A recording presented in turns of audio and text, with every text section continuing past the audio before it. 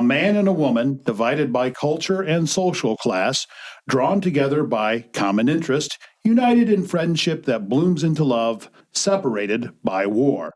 That is the subject of Mary's Wedding, the latest play coming your way from All for One Productions. I'm Scott Kump, and this week on Life and Faith Indiana, I'm speaking once again with Lauren Nichols and Stacey Custer of All for One Productions, here to tell us about the remainder of their season. Welcome back, ladies. Thanks, Scott. Thanks, Scott. Good to be here. And let's remind people, what is All for One Productions? All for One is a faith-driven theater company here in Fort Wayne. We produce a season of theater and also sponsor some educational programs for students in grades K to 12. And the big part of your organization is your home stage productions? Our main stage. I always get that wrong. Main stage productions, you have 4 in a season. It basically corresponds with the school year, more or less, the first ones. As most theater companies do, our season runs from September to May, and all of our productions are staged in the PPG Arts Lab Black Box on Main Street. And then probably the second biggest component would be the Young Playwrights. Is that a fair statement? Yes. Yeah, sure. Young Playwrights is a playwriting festival that we host for students in grades K to 12. And students are invited to a workshop in October that they're able to get some tips and education on playwriting, and then they're invited to submit a play that they've written. And they get feedback throughout the process that they're able to incorporate into a final product that's then submitted and judged. And the winning plays over 4 age divisions, the winning and the runner-up plays, get produced on stage at, again, the PPG Arts Lab on Main Street. So they get to see their work come to life. And that's shortly after your 4th show of the main stage season. It's the weekend after. Yeah. So. Main stage closes, and then we do Young Playwrights. And now we're recording this in late January. People were hearing this in early February. And where are we at? Are we coming up on the judging? Judging is going on right now. As we record this. Okay. Yep. So by the time people hear this, judging will be done. We won't be able to tell them the results, but they'll need to come. They'll need to come to the website. They can come to the website and check out, because we'll announce the winners there, and then they can come in May, I believe May 6th and 7th. It's a Friday, Saturday. And they can come see those productions and see those students' plays and I believe live on stage. If they're interested in kind of an entry-level acting opportunity, these are all short plays, and they rehearse one night a week. I'm sure it'll be on our audition page. Probably in early March, there'll be tryouts for those 8 short plays. March 8th, actually, Wonderful. Our auditions for Young Playwrights, Yeah, so all the main stage productions have, 2 of them have been performed. We're at the halfway point of the season. Mm-hmm. We're coming up with the 3rd one, which is Mary's Wedding. The 4th one has just been cast as we record this. So if people want to get in on this season, one of the ways is to participate in Young Playwrights, but you always need help. Yes, we always need help. And a lot of other ways besides people being in the cast. Absolutely. We are always looking for volunteer seamstresses, set painters. I need to make rocks for Princess and the Goblin, big rocks. So if there's anyone out there who has any experience in creating stage boulders, you should really get in touch with me. How's that for a specific stage kind of volunteer opportunity? Okay, so we're coming up on Mary's Wedding, and what are the dates for that? The show opens February 18th and closes February 27th. So it runs for 2 weekends, Friday, Saturday, Sunday, 7:30 on Friday and Saturday, and 2:30 matinee on Sunday. How do people get tickets? allforonefw.org. The very front page says, get your tickets to Mary's Wedding, and you just click the button. So you can also get a Flex Pass, which is essentially a package of 4 tickets. And there's a discount to the Flex ticket, so you can save some money and bring some friends. And you can use those tickets any way you want. As the name implies, you could use it throughout, 2 for Mary's Wedding and 2 for Princess and the Goblin, or however you'd want to split those up. Absolutely. Lauren, you direct most of the main stage productions. I do. However, for Mary's Wedding, we have a guest director. Yes. Also named Mary. Right. Mary Beth Frank is our guest director. She actually was our guest director a year ago, but of course, a year ago just didn't happen. Yeah.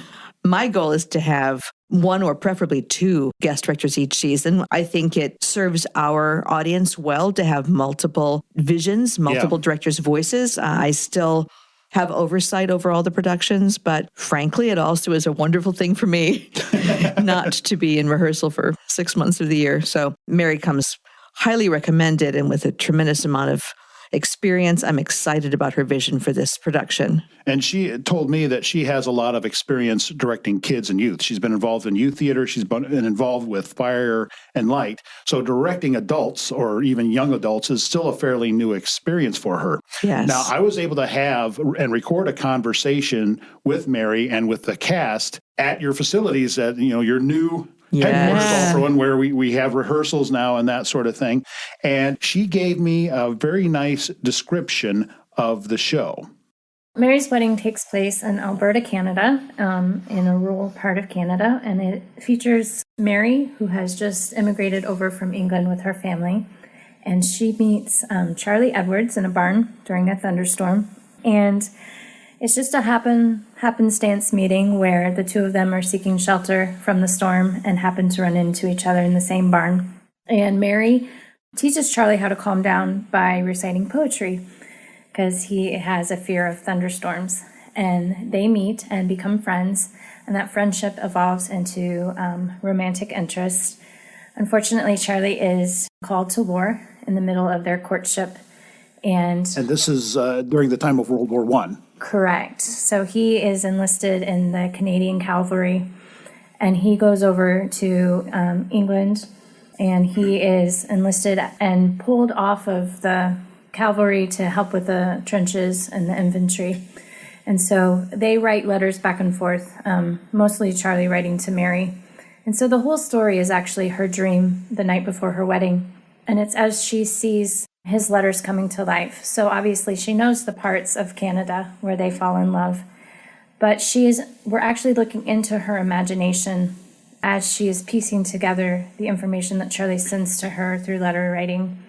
And there are scenes where she actually says, "Is that how it happened? Did I get this right?" And so she's trying to put together all the information and envision how it looked for him.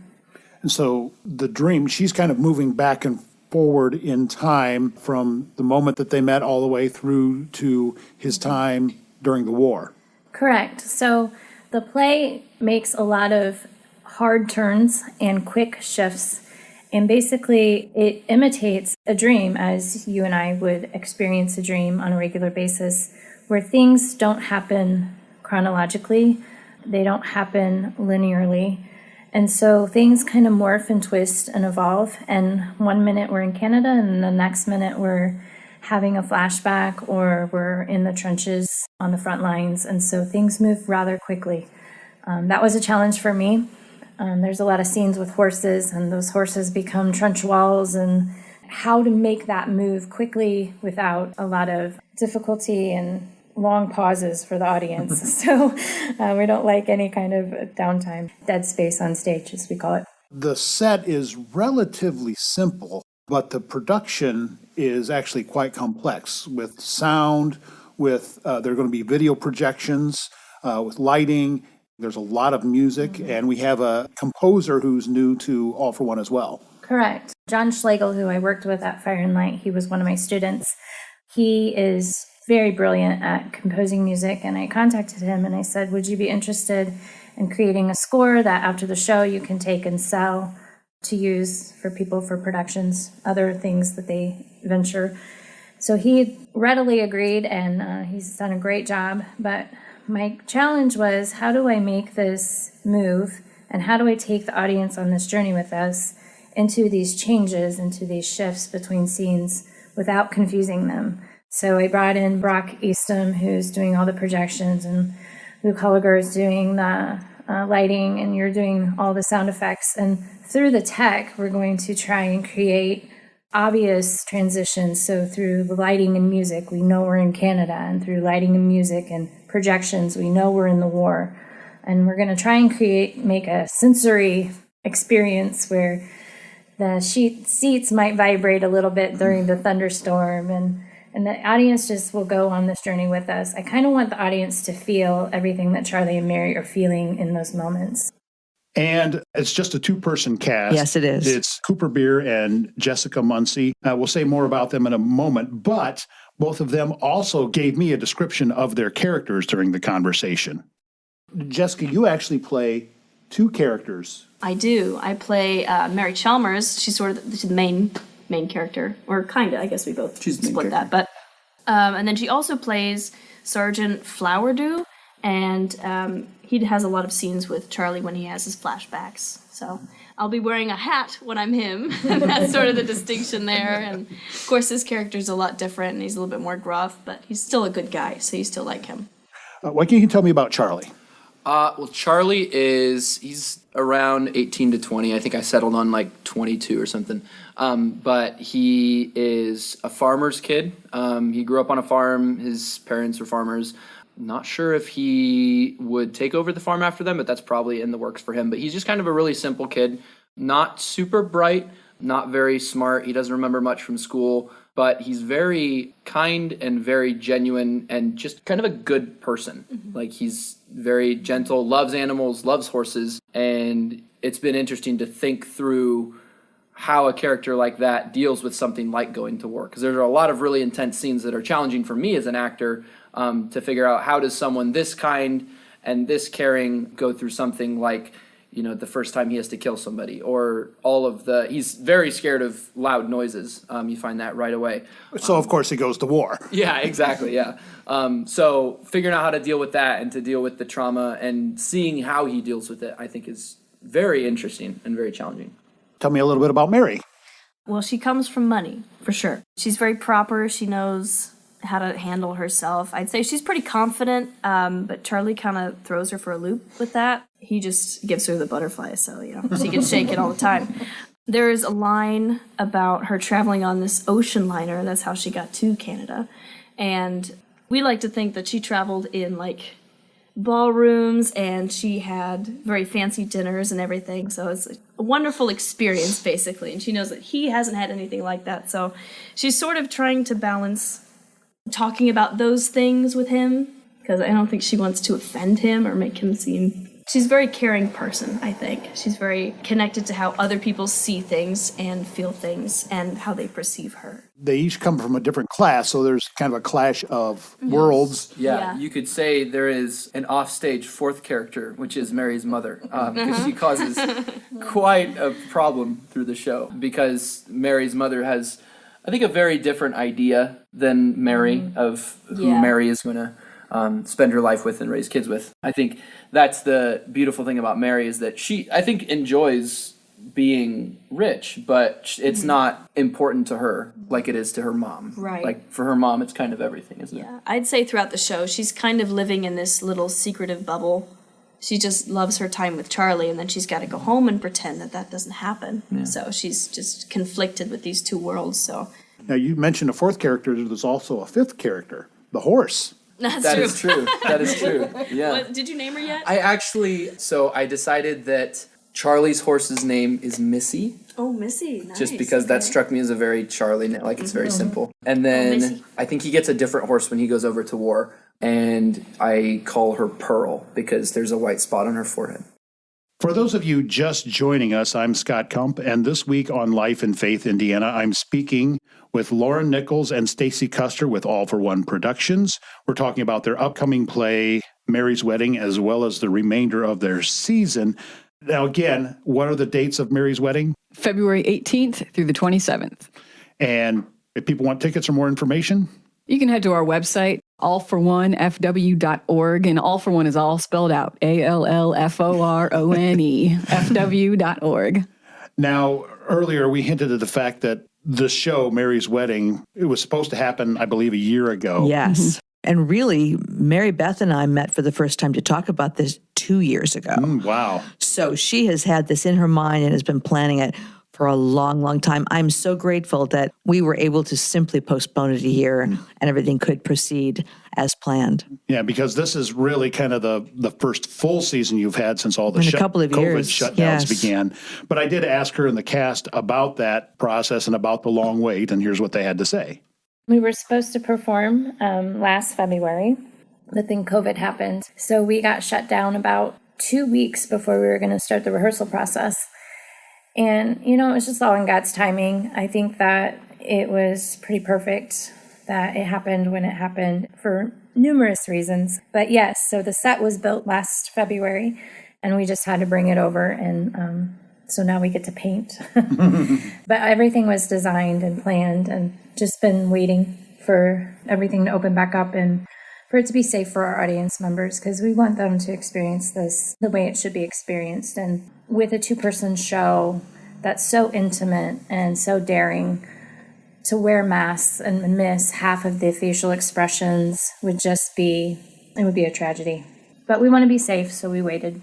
As far as us too, we were cast so we were supposed to perform in February 2021, but we were cast probably in March of 2020. Yeah.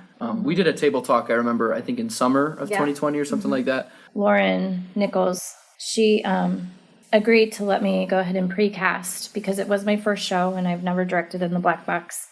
And it was such an intricate show and intimate that I wanted to make sure I got who could work well and who also could bring to the table ideas. Because this, for me, is the first time I've ever directed without having to do a lot of puppeteering and repeating myself 10,000 times. You know, when you're working with kids, it's very different. And so I wanted to make sure that I brought people in who could give me pushback, because the worst thing as a director is when you say something or you ask a question and people stare at you with deer in the headlight look and they have nothing to participate in the conversation. So then that's very difficult. So I just wanted to make sure that the people that came in were people who had really good instincts, very natural. And it's just been such a beautiful process. In fact, for me, it's been like, oh, this is so weird because I'm not like coming in with a very mapped out plan, like, okay, go from here to here and raise your hand and do this thing. And but I wanted to take a very different approach. And I got this idea from the National Theater, which I follow very closely. One of the directors there, Sam Mendes, he gave an interview, and one of his things was, if you have 20 actors in your cast, you have 20 imaginations, use them. And I thought, wow, what a great philosophy as a director. And I thought, we're going to take a totally different approach, and this is going to be a collaboration. This is going to be a group effort. It's not going to be me coming in and dictating. And if they say, can I try this? I say, yes, let's do it. And then a lot of times their ideas are better than mine, and that's what we do. But you know what? They're the ones up there doing it. And if that's what feels natural to them, and we can make it look good, then that's what we need to do, because I'm not the one that has to perform it.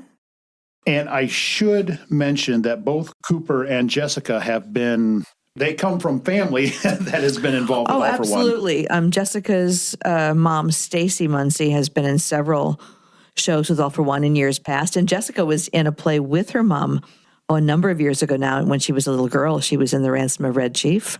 I don't even know how many years ago that was. Probably going on 10.